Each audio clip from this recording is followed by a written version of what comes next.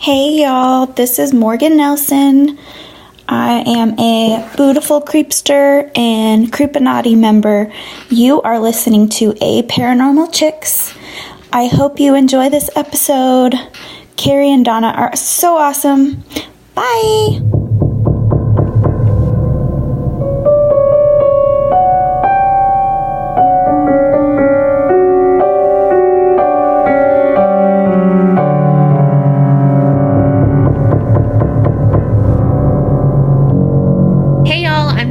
And I'm Carrie. And we are Paranormal Chicks. Sinister Sightings 10. And you just heard Morgan, who is part of the Creepinati. So she got to introduce the episode because she's a member of the Patreon at one of the levels that lets you introduce the episode. Yep. So if you want to introduce an episode, head on over. Mm-hmm. Oh, and we totally space cadetted last week. Yes. And we did not tell y'all that Wanima got to do it last episode for the same exact reason. So, Wanima, shout out. You did a great job. Yes. I loved when she was like, beautiful creepster. I love it. Sinister Sightings 10. Holy crap. I know. That's nuts. You want to just dive right in? Water's nice? Yes. Get to reading? Well, you know what? Just in case people don't make it to the end of these episodes, if you have stories like this, send them in.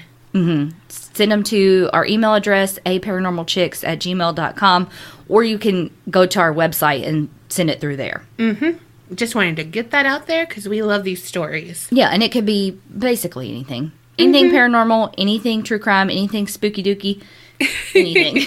Yeah, but don't send it stooky. No. Ew. Unless it's an emoji. Yeah. Okay. You want to go first? You go. Me? Okay.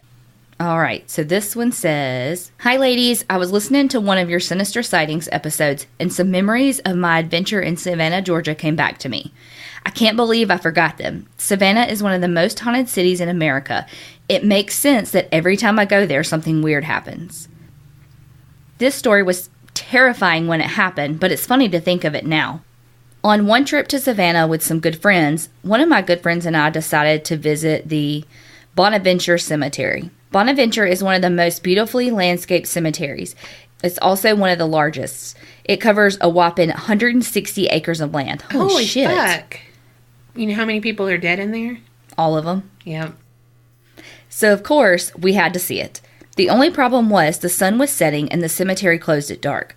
We drove down the small streets of Savannah underneath the Spanish moss, which really set the spooky scene. We made it to the cemetery just as the sun was disappearing beyond the horizon. But it was too late. The gates are locked. We stood at the gates deciding if we could somehow climb over or otherwise get around the gates. A huge crack of lightning hit the ground about 25 yards in front of us inside the cemetery. I don't know if you have ever been close to lightning, but it scared the shit out of us. We hit the ground. And we got the message, stay out. We ran to the car, got in, and drove away as fast as we could.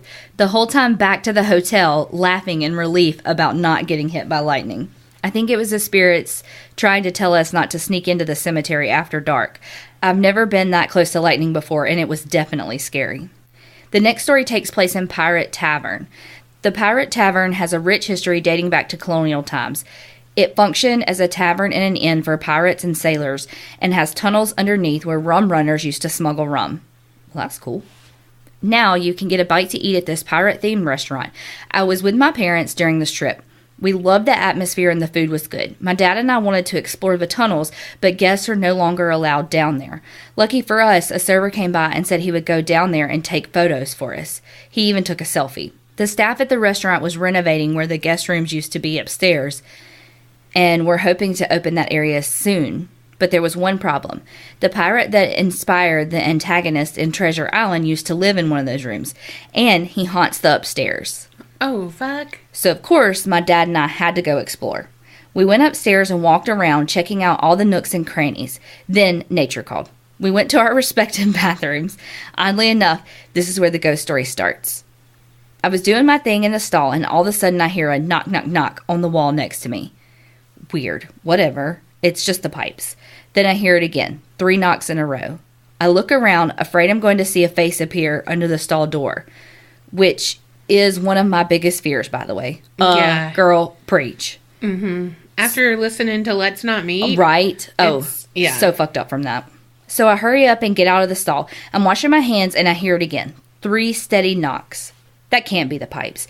It sounds like a person purposefully knocking on the wall. Oh, it was probably my dad messing with me. I bet that wall is shared with the men's room. My dad knows I believe in ghosts and get freaked out easily, so he was most likely waiting outside to jump and scare me. Now that sounds like us. I quietly crept to the bathroom door. I burst out of the bathroom saying, "Ha!" but no one was there. A few minutes later, my dad comes out of the bathroom. "Very funny," I said. "What?" he asked. "You were trying to scare me by knocking on the wall." My dad looked confused.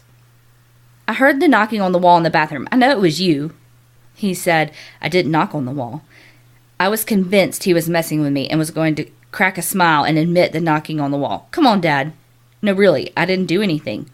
My dad started to look concerned. Now I was worried. If my dad hadn't been knocking, who was? Then my dad smiled and said, "Ha, funny. He thought I was messing with him." "No, really, I heard knocking," I said. I explained everything and how the knock sounded like someone was on the other side of the wall. My dad doesn't scare easy and doesn't believe in ghosts, but I could see by the look on his face that he was a little freaked out. We both quickly headed downstairs. We still don't know exactly what happened up there, but you decide. Did I really hear a spirit of a pirate sailor knocking on the wall, or was there a logical explanation? By the way, there was no active work going on upstairs that day. And there they are, my 2 spooky Savannah, Georgia stories. Hope you enjoyed. Keep up the awesome work with your podcast. Love you, Courtney. Oh my God. I know. I want to go to Savannah so freaking bad. I want to go to that cemetery. But I don't want to go to the pirate place. I'm not really into pirates. No. I mean, I would be down with their treasure. Yeah. Give me all the treasure. Yes. I love the booty. Lots of booties. Yep. Okay, we have an update. Ooh. And it's part 2 of the sleep paralysis story that we talked about like 3 or 4 episodes ago. So, hey ladies, it's Sarah again with part 2 of that sleep paralysis story. So, a week after I sent my initial sleep paralysis story to you guys, I had a sort of negative event here in my new house. Thought you'd like to hear it. Of course we would. Picture it, California, 2018. It was 4 a.m. I was sleeping in my bed and rolled onto my stomach and brought my right arm to lay my head on and brought a pillow up close to me with my left arm. As I was falling back asleep, I heard my door softly creak open. I was thinking, aw shit, it's back again. This is what I get for bringing up the sleep paralysis story. I thought about looking, but I couldn't because it was already at my bedside and I couldn't move. I was trying to scream, but it was muffled because my mouth wouldn't open.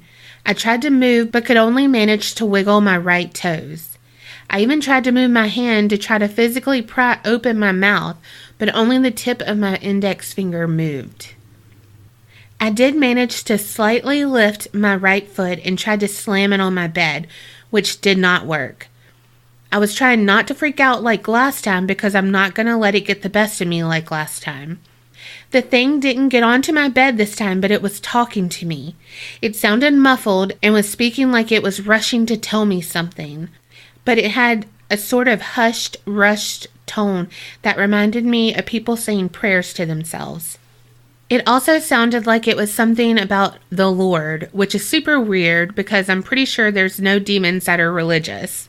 Before it left, it used its hand to lightly trace up my left bicep and continued talking and whispered into my ear and then left. What? I was super scared while it was happening, but the fear subsided quite quickly after everything happened. My left ear that it was whispering in kind of felt weird, like warm, like it would after someone had their head leaning on it, on yours. It's all very unsettling, and I have yet to figure it all out. I think I'll try to see if my friend Michael A., the one who's in the Facebook group, will find whatever it is that keeps visiting me. I have a feeling that it might be this guy I've had dreams about for the past 6 or so years. I'm hoping it's him and he's trying to contact me but can't come through correctly or something. I don't know. It sure is spooky though. I really hope nothing happens after I send this story, but if it does, YOLO, I guess. Keep up the great work, ladies. Love always, Sarah J. Holy shit. It traced its finger up her arm. I would die. Literally die of a stroke right there. Oh I'd be a goner. Right? Like, R.I.P. Carrie, because you gone. You dead. No. It's only sexy if you're like significant others doing it, not a an demon creature. Unseen entity. Yeah. I don't know if it's a demon. It's probably not. Who knows? Oh my God, Sarah, and like, I about would die. the whispering in the ear. Holy shit. Yes. It touched her and whispered in her ear. Yes. And it's even worse because she can't understand it. It's just that rushed whispering. Gibberish, basically. Yeah. Oh my God. And why does she get the paralysis when it comes in? Oh my gosh, I have so many questions that I don't know that anybody would know the answer to. Creak Mom? Right. Creep Mom to the rescue. All right, so this one says, "Hey there, my tale started while living with my ex-husband in Berkeley, California. He had been battling a pretty serious drug addiction, so needless to say, my life was pretty stressful. One day, while I was home alone with my cat, I decided to take a little nap on my living room couch. Yes, please. I fell asleep immediately, but soon began to hear footsteps on my hardwood floor. For context, my neighborhood was also somewhat crime-ridden, so my first thought was, shit, someone's breaking in. I tried to wake myself up, but felt like I had some pushback from the sleep world. When I finally opened my eyes, my cat was laying on top of the couch unbothered. This cat was scared of even a light breeze, so obviously, if someone had been breaking in, he would have been my first clue. After looking around to find no evidence of entry or exit, I chalked it up to a dream and closed my eyes. Immediately, it started again. So I forced my eyes to open, only to find my sweet, lazy little cat on top of the sofa. When I closed my eyes a third time, it resumed. It felt like someone or something was messing with me. The footsteps were so real, and they were circling the couch. They would get louder as they approached the end of the couch where my head lay, and softer as they got towards my feet. However, I felt like if my cat is cool, then so am I, so I tried to ignore it and have my damn nap. From then on, this would happen every time I napped in that room, but the noises would change. The second time it happened, I heard what sounded like someone flapping sheets right near my ear. It reminded me of when someone is hanging laundry on the wire and they are flapping things to get out the excess water. It sounded very real and right in my ear. Again, like someone was trying to scare or annoy me. The third time it happened, I heard what sounded like an old-timey car motor running. This one was sort of neat because when do I ever get to hear that? A little bit about the house. Zillow describes it as a multi-occupancy home that contains 3,000 square foot in a building that was built in 1910. It has 6 bedrooms, 4.5 baths. I lived in one of the 2 one-bedroom and in-laws on the ground level, potentially in what might have been at one time a garage. I wondered if this explained the car noise. However, as my home life became more stressful, I started experiencing the sleep paralysis every time I slept, regardless of in which room. I would always hear someone walking in. At that point, it no longer scared me, but a lack of restful sleep took its toll on my health. In 2013, things eventually came to a head with my husband, and I left with my 2-month-old. Oh, God. Once I was gone, so was the sleep paralysis, except for one pretty intense experience in my current home. This experience was arguably the worst. One night, I felt the sleep paralysis coming on. It also starts with a sense of dread and almost like static in my ears. But this time, it was following not by sound like the other times, but by the feeling of someone slowly pulling my blanket off my body. No. Immediately in my head, I firmly said, oh, hell no. I felt angry, but in control, like someone who has had enough and is putting their foot down. Instantly, it stopped, and I haven't experienced it since. It's hard to say whether the blanket was actually pulled down because I shut it down right as it started. So it would only have been a couple of inches. I still think about it every night, but I feel like keeping my outlook as positive as I can, as well as taking ownership of the fact that my life is mine, helps. I don't care about the scientific explanations for sleep paralysis. They just feel sinister. like they feed on negativity and fear. So I say, buck up and say no. Well, thanks for hearing my story. Y'all are the bomb.com. On a side note, my former sister-in-law sees spirits regularly, but I'll share those stories another time. Please forgive my typos and have sweet dreams. Love, Aaron. Oh, fuck. That was a good ending, too. Yes, it was. That was like a movie, like a Let's Not Meet ending. Yes, and we want those stories, too. Yes, send those in, girl. Holy camole. I've never had sleep paralysis, and I never want to after hearing these stories. Nope. Like, no. Well, apparently, how did I miss the mark that if people walk in? How did I miss that? I didn't get the memo, apparently, that people, like, walk in before you get sleep paralysis. The last 2 stories had it. Oh, yeah, I don't know. Interesting. We need more sleep paralysis stories so we can do our own Fake research. Controlled research, yeah. Mm-hmm. I mean, I was trying to make it sound legit. Carrie just had to pop that bubble. Donna and Carrie, I love you guys. Okay, I have a true crime adjacent story. I also have another paranormal, but I can send it in another email. So, as a young mother in the early 90s, I took my daughter to the grocery store about 9 a.m. one weekday morning, so we got home around 10 or 10:30. She wanted to stay in the backyard and play, but for some reason I made her come inside with me. As I was putting groceries away, there was a knock on my front door, and no one uses that door. So I was a bit startled and looked into the peephole to see 3 men, several unmarked SUVs, and a badge. What the fuck? I opened the door, as you do. Turns out the woman who lived beside us, her yard and horse barn are right behind our backyard. Well, her new boyfriend had held her hostage all night, beat her, tied her up, but she had gotten away and there was SWAT everywhere. Because he was somewhere in the yard with a shotgun. The yard I almost let my kid play in. They would not let us leave my house. We had to stay in the front of the house in lockdown. A few long hours later, the nice man came back to say he had shot himself in the horse barn. So that happened, Jackie. Oh my God. Whoa. Man, mother's intuition, though, knowing not to send her to the yard. Holy.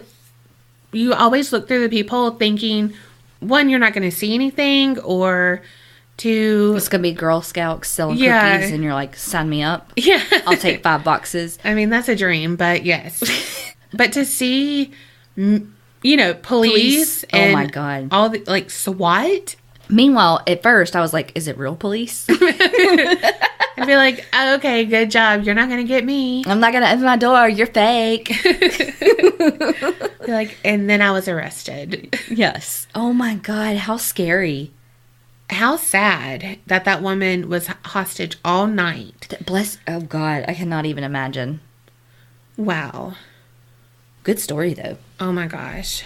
Oh my God, I love that she said picture it. California in 2018. My cousin is my best friend. He introduced me to your podcast, and I am so hooked. Back in July, his wife, who was battling cancer for 9 years and kicking butt, had a really bad infection and went to the hospital in critical condition. I was at his side through some rough days as often as I could be. Her mom and stepdad came out from Ohio to be with their daughter. She made a marvelous recovery, but it was dicey for a few days. You can imagine the stress and sleeplessness. We were in need of a good laugh. Well, God provides. We were in the family waiting room chatting with my cousin's mother-in-law about her long drive overnight from Ohio. She said it was good for except one thing. They were driving down dark, lonely highways in the early morning hours. All of a sudden, it felt like something had sideswiped or rammed into the side of the car. It was a tremendous boom.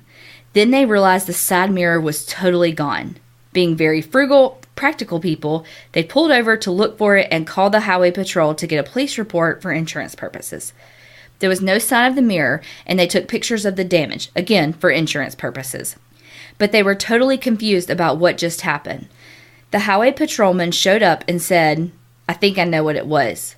He drove off back the way he came and returned a short time later with the body of an enormous, you guessed it, owl. Oh, fuck. Meanwhile, as soon as we heard this twist, my cousin and I exchanged a look and burst out laughing. Everyone around us was very confused, but they're used to our in-jokes, so whatever. The patrolman said that owls often mistake mirrors for prey, so I guess it's a common occurrence. What the fuck? How did we not know this was a thing? And more importantly, why didn't they get a picture of that damn owl?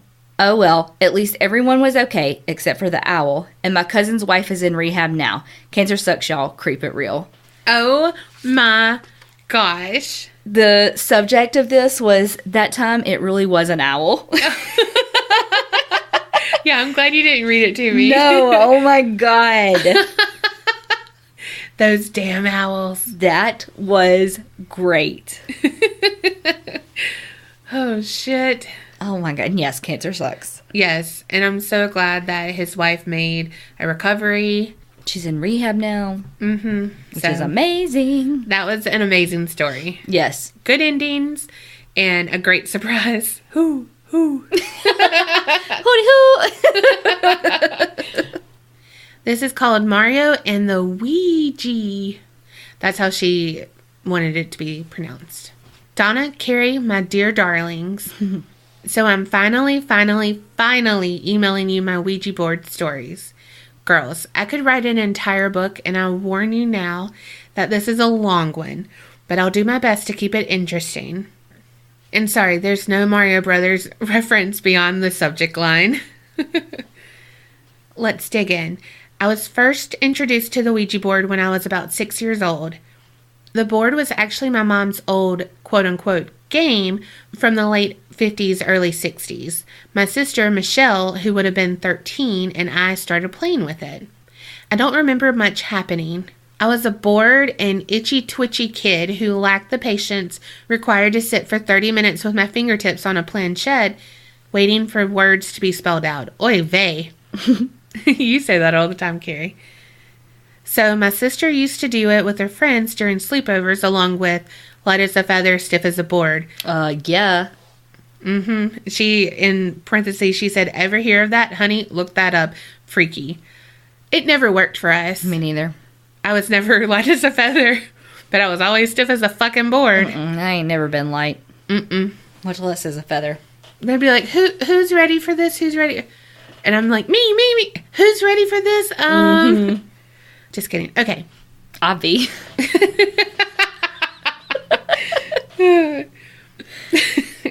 And I think we might have conjured up something in our house. Who knows? But that's another email. Let's jump ahead to college. Picture it. 1994, Kent State University. My roommate and I had a quad room all to ourselves because I guess freshman enrollment was low that year. Naturally, our huge room became the dorm hangout. We used to rent movies, order Papa John's, and tell each other crazy stories. It was a bunch of guys and girls hanging out basically every night in our room. One night we were talking about ghost stories and the subject of the Ouija board came up. We all thought it might be fun to do some kind of seance with Ouija in our room just for kicks. Not a good idea. We tried to figure out if anyone we knew on campus had a Ouija board, but had no luck. Then I remembered I was heading home that weekend and knew that we had my mom's old Ouija in the board game cupboard. And I promised to bring it back. Bad idea. Back to school with the board in hand, we all got together that night, candles lit and ready to get down to business. Of course, it wasn't nearly as exciting as we hoped. Slow and steady, we, quote-unquote, played along for an hour. The longer we hung on, the more active the board seemed to get. We did it again a couple of nights later and a couple of nights after that until it became almost a nightly thing, as if we were addicted or something. We had friends from other dorms across campus coming over nearly every night to scarf down Papa John's. It was a Ouija and chill. My one friend had told us that her mom had asked the Ouija board when she was a kid who she would marry. It spelled out 2 Daves. I happened to know that this friend's stepdad was named Dave, but I didn't know her biological father was also named Dave. For reals. So when it was my turn to have my fingers on the planchette, I decided to ask the spirit we might be talking to for what my career would be. I was majoring in psychology and minoring in art. It spelled teacher, to which I thought, oh, hell no, I hate kids. Then I asked, when will I get married? It said 1999. Then, nervous but not taking anything too seriously, I asked, who will I marry? At the time, I had a steady boyfriend and thought we were in it forever. Spoiler alert, he turned out to be a dipshit. Instead of it spelling out my doofus boyfriend's name, it spelled out JOHNTURC. And then some more letters, but I just rolled my eyes and said, whatever, I don't know any John Turkeys or whoever the hell this is. This is stupid. That is so something you would do. Like, be too... like, impatient. Mm-hmm. Mm-hmm. Donna, you do it and tell me what it says. Yeah. Donna, finish reading this and let me know. I'll be back. I gotta go pee. So here's the thing. A lot of crazy life events happened in the years between that night in our dorm room and the day I remembered what the Ouija board spirit said. One day my sister and I were talking, it was like 2000, and the subject of ghosts and the Ouija came up again because we're total creepsters and love that stuff. All of a sudden it hit me. I was working as a preschool teacher. It ended up not being my forever career, but still. I did get married in 1999. And my husband's name, John Tercio. So definitely Turc. Mm-hmm. And she didn't finish letting it spell it out. Ooh. I swear to God, it was like one of those movie scenes where a million memories come flooding back and all the clues line up, like the end of The Sixth Sense. I hadn't thought about that stuff in years, and I nearly lost my shit. You'd think I would have been looking for a guy named John when I was single, but honestly, I figured the Ouija board just dished out nonsense and just forgot all about it after that night. But I do remember it spelling out John and the rest of the spelling making me think of turkey, although our last name is pronounced Tercio. You were close. It's because Carrie told me how to say it. Tally for Carrie. It was a pure guess. And 9 times out of 10, I'm way wrong. And I totally pronounced it turkey. I'm not even, that's, yeah. Okay. Here's what I want to know. Who or what kind of spirit was I talking to? How could it have known this stuff? There's no way I knew it subconsciously. I only met John years later after I moved from Ohio to Connecticut. So I didn't even know of him, let alone his name. Was it my spirit guide, my guardian angel, a ghost with ESP, or, gulp, some kind of demon? Honestly, this is what scares me the most. Anyway, the moral of the story, when it comes to the Ouija board, Donna, I'm looking at you. This shit's for real and not to be trifled with, so proceed with caution. All right, girls, you're good sports if you stuck through this whole story. I'm sending you both lots of hugs and giggles, and most of all, creep it real. Love, Deb from Debbie Draws Funny. P.S. You can totally use my name, but if I were a Golden Girl, I'd most definitely be a Dorothy. Same. And that's Debbie, and that's who sent us those cards. They were so freaking good. Yes. Oh my gosh. Those stories were so good and did not disappoint. No. Can a Ouija board tell me if I'm going to get married? Can somebody do that and say, Ouija board, is Carrie going to get married? If she is, to whom? Right. Those are good, as always. Did not disappoint. Right? Oh my gosh. Like, I loved it. I loved it from the intro that Morgan did all the way from the outro that Debbie did. Debbie does outros. So keep sending them to us, aparanormalchicks@gmail.com. And remember, Creep it real and don't get scared.